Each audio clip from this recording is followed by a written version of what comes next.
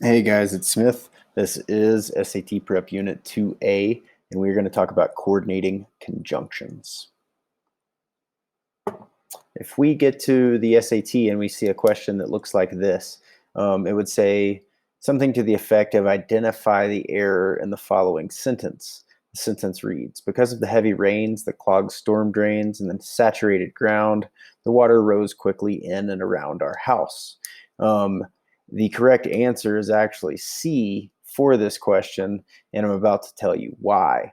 And it's because of the use of a coordinating conjunction using three different like parts of speech. Hopefully after this tutorial, you understand exactly what I'm talking about. The three types of conjunctions that we're going to talk about are coordinating, correlative, and subordinating. And we're actually only going to get into coordinating and correlative today so we can keep it simple. Coordinating conjunctions include words like and, but, or, nor, for, so, and yet.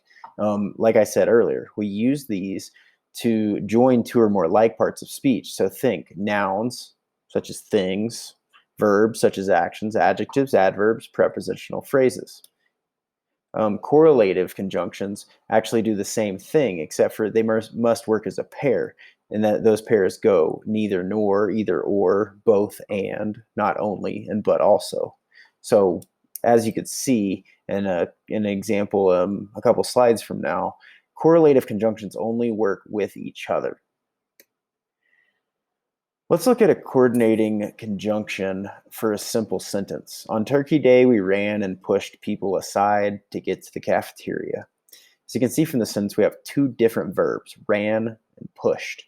And we actually include the coordinating conjunction and in between them. Those are both nouns, those are both verbs, and we are connecting them with that coordinating conjunction and therefore we do not need a comma in between them.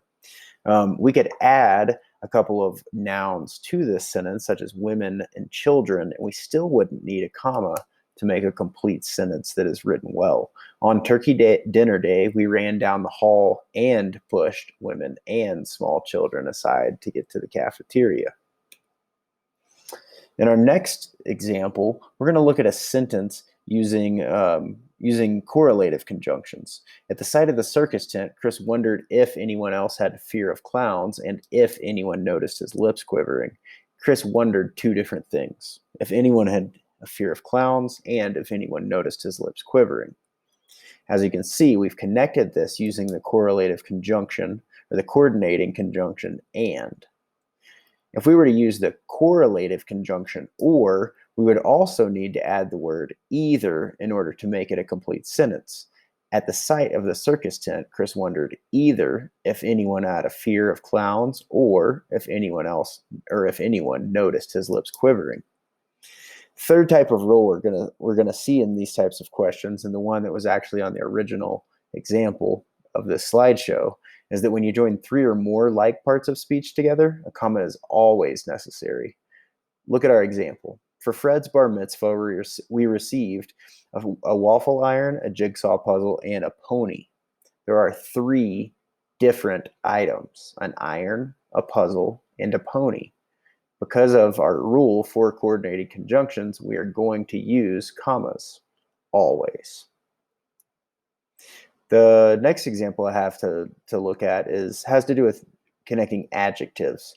Our example sentence reads, Mr. Smith's big black Dodge truck is an economic gas guzzler. We have a big black Dodge truck, not just a truck. The rule that we are going to use is that if you can say and between adjectives, then add the comma, such as big and black and Dodge truck. Does it make sense? Mr. Smith's big and black and Dodge truck? No, actually, big and black might make sense, but black and Dodge truck just didn't even sound good.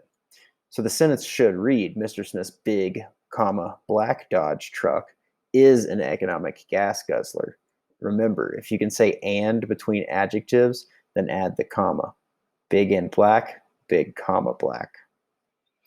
Our last example actually has to do with negatives. Madeline likes her third period and her fourth period class, but what if she didn't like her third and fourth period class? What if she actually did like her third period, but not her fourth period. Well, do we use the comma or do we not use the comma? The rule here is actually that it's an optional comma.